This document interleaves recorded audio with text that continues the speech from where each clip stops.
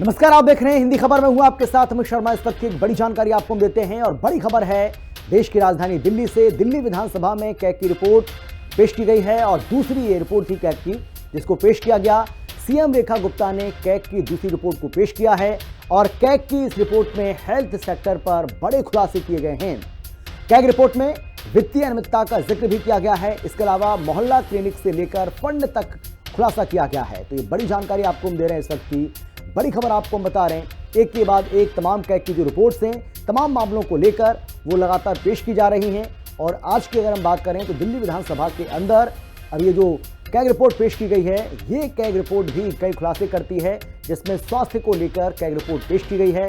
CM Rekha Gupta ने ये दूसरी कैग रिपोर्ट स्वास्थ्य पर पेश की है और जिसमें हेल्थ सेक्टर को लेकर बहुत बड़े और चौंकाने वाले खुलासे किए गए हैं।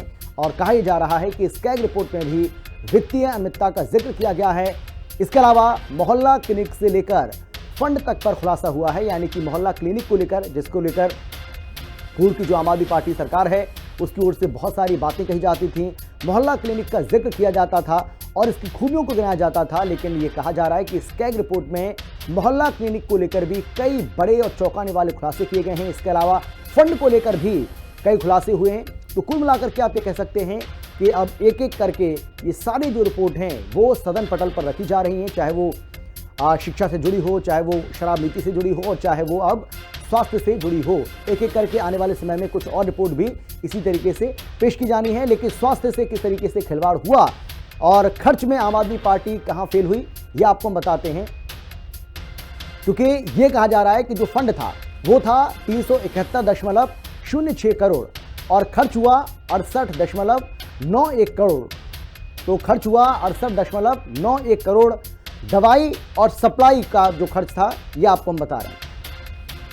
फंड 119.85 करोड़, खर्च हुआ 83.14 करोड़। मानव संसाधन को लेकर यह कहा गया कि फंड 52 करोड़ था और खर्च हुआ 30.52 करोड़। इसके अलावा फंड की बात करते हैं तो 6.93 करोड़, खर्च हुआ 6.20 करोड़। अन्य फंड की बात करते हैं 61.11 करोड़ और खर्च हुआ 57.11 करोड़। तो कैग रिपोर्ट में कई बड़े और चौंकाने वाले खुलासे हुए हैं, जिसका जिक्र और सिलसिलेवार तरीके से हम आपको बता भी रहे हैं और कर भी रहे हैं।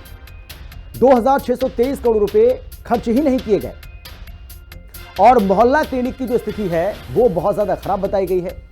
21 मोहल्ला क्लिनिक में टॉयलेट की सुविधा नहीं है। मोहल्ला क्लिनिक में दवाइयों की कमी की बात सामने आई है। कोविड के दौरान वित्तीय कुप्रबंधन, अस्पतालों में बिस्तर की कमी, 8194 मेडिकल स्टाफ की कमी, अस्पतालों में आधुनिक सुविधाओं की कमी और 27 में से 14 अस्पतालों में आईसीयू की सेवा ही नहीं है। यानी कि 27 में से 14 अस्पताल ऐसे जहां पर आईसीयू की किसी तरह की सुविधा नहीं है। यानी कि जो कैग रिपोर्ट में जो दावा किया गया है वो आपको बता रहे हैं। और कई ऐसे अस्पताल जहां पर ब्लड बैंक तक नहीं है। आप सोचिए कि किसी भी अस्पताल में ब्लड बैंक होना बहुत ज़्यादा आवश्यक है, ज़रूरी है। लेकिन इस कैग रिपोर्ट में ये कहा गया है कि कई ऐसे अस्पताल थे जहां ब्लड बैंक तक नहीं है। सरकारी एम्बुलेंस, जो सरकारी एम्बुलेंस है उसमें ज़रूरी उपकरणों की कमी है। सरकारी जो एम्बुलेंस होती है उसमें आपने देखा होगा कि बहुत सारे उपकरण होते हैं जो डॉक्टर्स को बहुत ज़रूरी होते हैं और जो मरीज जिसको ले जाया जाता है एम्बुलेंस में, उस वक्त की जो बेसिक चीज़ें होनी चाहिए एम्बुलेंस के अंदर, उनकी भी उसमें कमी थी।